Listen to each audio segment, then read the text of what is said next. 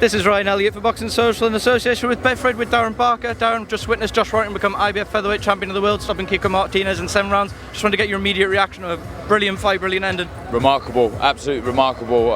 First off, I want to take my hat off to Kiko Martinez, how he rallied back after those first 2 rounds was incredible, really, really was. And as the fight went on, you could see some adjustments. I don't know if that was when Josh, because Eddie leant over the ropes and said he's broke his jaw, he's injured his jaw. So you sort of see a change in tactic, didn't you, from Josh Warrington, got in his bite, moved, but showed us, he's a well-rounded fighter. We know him as this all-action fighter, but we see there he can get on his bite when need be, and he worked well behind the jab. Look, I'm hearing that there are a lot of people complaining and moaning about headbutts. Well, from where I was sat, which was very close, it didn't seem like they were intentional headbutts to me. I think, look, when you're fighting someone as short as Kiko Martinez, the natural thing to do when you're close is to put your guard up and change your level so you match your opponent. And when that happens and you're letting shots go, you can clash heads, you can bump heads. I mean, I'll have to watch it back, but it seems a bit of uproar about the clash of heads. But from where I was, it never at any point looked intentional.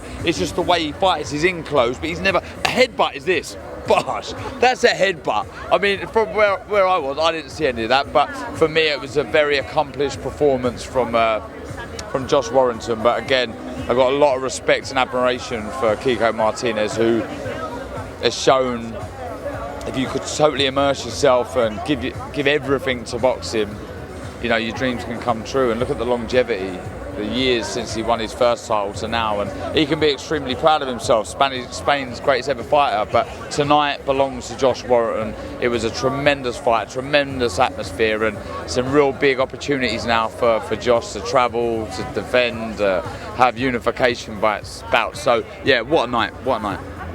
Just come on to Josh, saw Leigh up there on the side of the ring. They both seem to have won that fight. Leigh been very keen since he beat Michael Conlon. Is that the logical fight to make, stadium fight in Britain in the summer? Yeah, look, I think so. I think Leigh was very respectful and said the right thing. Look, it's Josh Warrington's night. We can talk business once you've settled down and you've healed and you've got over this contest, and I think that's a class act. I think Josh, from me, listening to that interview afterwards, I think he wants to go to Vegas. I mean, he made it very clear. I think he wants to give his fans an away day. So I don't think you can do Leigh, Josh Warrington in the MGM Grand. But yeah, there's some really good fights out there for both of them.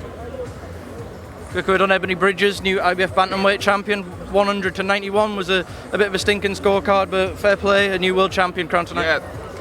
I know Shannon Courtney had it wide. I wasn't scoring the fight, but it seemed to me that the right lady won. I think the last scorecard was 3 rounds, something like that. I think that was about right.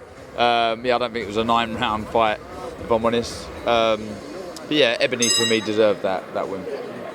So a quick skate through the rest of the card. Wins for Maxie Hughes, Dalton Smith in control. Bit of a bizarre situation with the 2-point deduction though. What was going on there? Yeah, apparently it's the first time since Mike Tyson bit Holyfield's ear off that there's been a 2-point deduction. It was a low blow, no doubt. There was another one that strayed on the belt line, but all in all, I thought Dalton Smith looked very good, very, very good, accomplished. A good fighter when they're equally as comfortable on the back foot as they are on the front foot. Every fighter wants to fight on the front foot. You got space behind you, you're the aggressor, you're the boss, but Dalton Smith showing he was, just as in control on the back foot as he was on the front foot. So, look, Moy can be proud of himself. He just couldn't get his shots off, but he was in there with a classy operator.